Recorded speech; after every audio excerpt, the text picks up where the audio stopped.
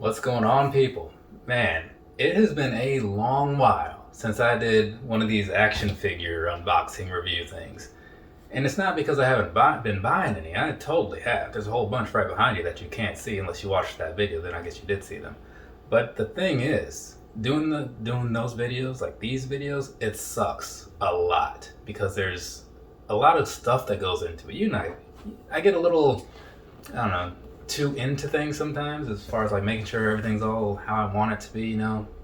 And there's a lot of stuff and with like the pictures and whatnot that I like to slip into here and making sure everything's covered, like whatever I'm talking about. So it just becomes super time consuming. I mean, the videos aren't really watched by a lot of people either, but that's fine. I don't mind that because I know that this is primarily a shoe channel, so I don't expect them to be watched by like anywhere close to the normal amount of people. But when I do these, it'd be nice, sure, but it just kind of isn't where I would like those numbers to be. And so even though that doesn't stop me, it doesn't really like motivate me either. But the thing is, when I get something that's worth it, then it's gonna happen. I'll do any shoe review that comes in, right? Whether it's old or new, whatever. But with the wrestling figure things, because of the amount of time it takes to do these, it doesn't always happen. This is AEW Season 2. No, Series 2. Anyways, these came out sometime in, I guess, last year. I guess I can start saying that now because it's the first. But anyway, so these came out sometime in the second half-ish of last year. I made my pre-order through Ringside Collectibles because they're pretty awesome like that. Use code CHICKFOLEY for your 10% off. And I got these last week or something. Maybe earlier this week. I don't know. Time is weird, man. But anyways, we're going to start things off with the first one that I pulled out of this box, which is, yeah, that's right, MJF. So, one of my favorite dudes out of this whole... Well, I'm not even going to say that because I feel like I'll say that constantly. But this dude is pretty alright in my book. So, got MJF here. It's got the scarf, microphone, all that good stuff going on. Can't quite see what the ring gear is looking like, but it looks like it's just simple stuff.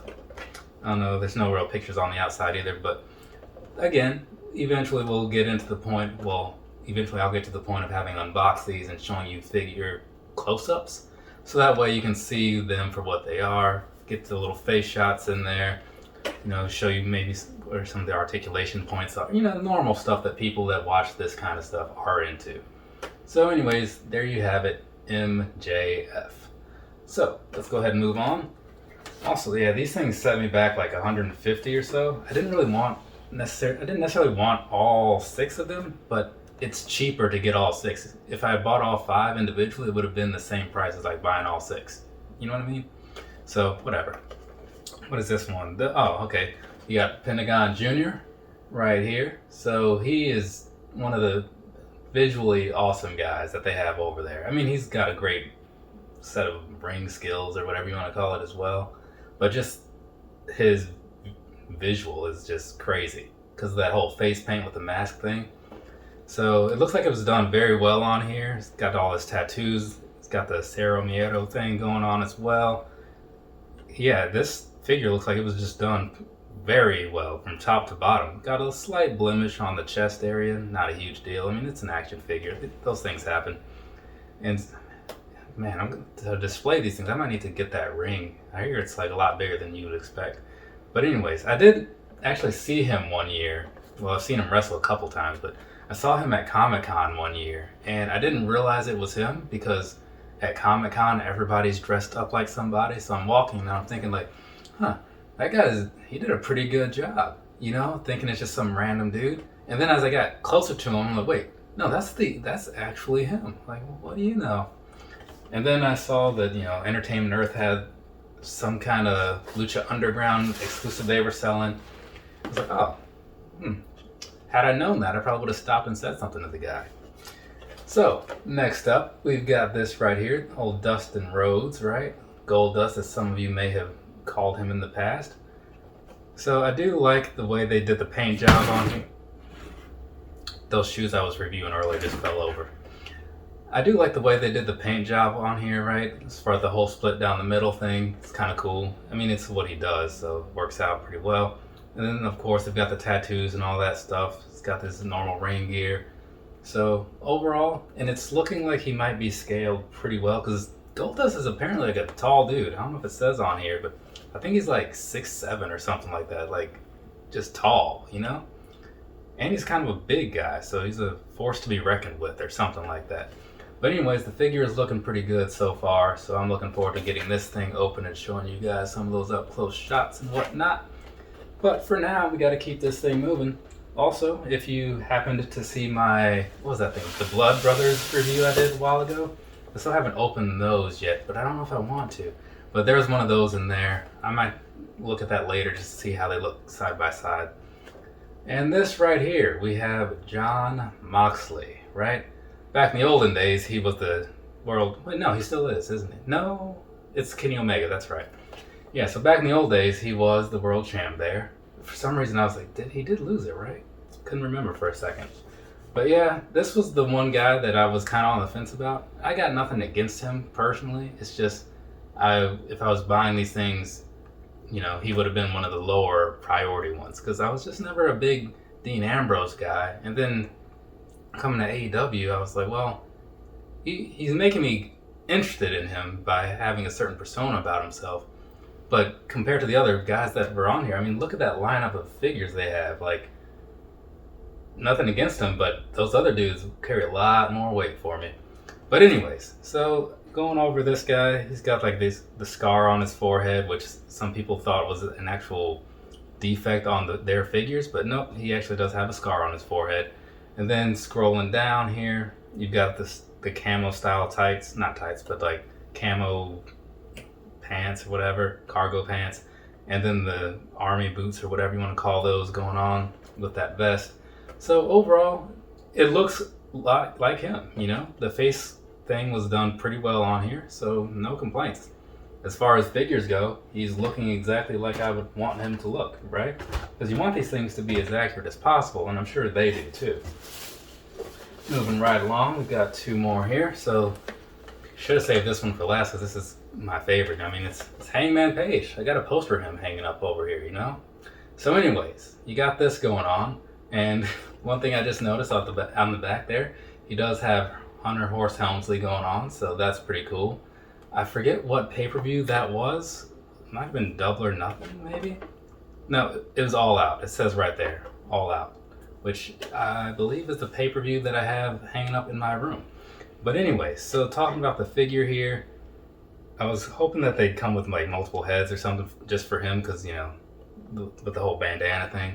Maybe in the next one. But anyway, so just looking at the face here, the sculpt is looking pretty solid. So no complaints there. Moving down, he's got the bandana around the neck, the standard cowboy vest. He's got the rope as well. And I'm also hoping that this one is just like the normal underwear type of look or whatever you want to call that. I'm hoping later on they do a figure where he's got those Shawn Michaels style pants, like the tassels or whatever you call them, and like the fancy designs. Because that's my preferred look, right? But this one is fine as well. And in case anybody is wondering, of the Elite, he is my favorite one. Well, I guess my favorite would actually be Marty Scurll, but there's a reason for that. He's a very close second. Had I not seen Marty Scurll first, it would have been Hangman. Scurll is just the one that got me into like independent wrestling and stuff. So he has a little bit more weight. And then, rounding off the Lucha Brothers here, of course, we got Rey Fenix. So looking at him, he's got the mask going on, which looks like it's very well detailed from what I'm seeing. So that is very cool. Once again, with the tattoos here, I don't know how well they're really doing all these. I just speak on them as far as the detailing in them and how they look. As far as how they compare to like the in-person thing, that could be different, but I'm going to assume that based on the picture on this box right here, you know, that it's probably solid. So, moving on down, no, he's got the standard pants. See, these are the kind of pants that I was talking about in a way that I'd like to see Hangman in, but again, with tassels. And then, I'm not sure what it says on the tights, or excuse me, on the knee pads, but that's why when I open these things up, I get those closer pictures. So there you go. That is him. That is Rey Fenix.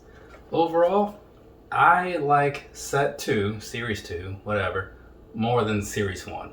It has a solid list of people that I really like in there. And I got nothing against who was in series 1, but I didn't care for the Brandy Rose figure. I'm just not like, I just didn't want one, didn't care. And I wasn't as huge into that Young Bucks look as some people might be, the whole Elvis thing. But I get why they went with that one. So, for a few reasons, this is my preferred one. One thing that I meant to mention before was that when it comes to moving these guys around, so kind of here and there in the joints as far as the shoulder, and can't quite hear it, but the elbows and stuff are the same way. I like how they do that because it makes it a little easier in my eyes to manipulate these guys and get them into whatever positions you're trying to stand them out in. So just something that I wanted to bring up. But I'm going to get out of here so I can get these pictures and all this stuff worked into here and make, the rest of my day all about editing a video or two. Where's that other pair? That pair. Yeah, so from me to you, have a nice rest of your day or night, whatever it is, wherever you are. Join Dark Order, and I will be back again later. Also, now that I'm thinking about it, I am wearing this shirt because the whole Brody Lee thing that recently happened, which is like crazy unexpected. It sucks so much, dude. Like, you wouldn't believe. I mean, unless you're like a wrestling fan, then you would believe. But AEW, they did an amazing job with their little tribute show a couple days ago. So if you haven't seen that, I'd suggest going and watching it. Even if you don't know the guy, like, it's one of those things where you can watch it and you'll still be able to appreciate what they're talking about, even if you don't really know what they're talking about. But yeah, so I'm going to go ahead and get out of here and make some things happen. All right, later, people.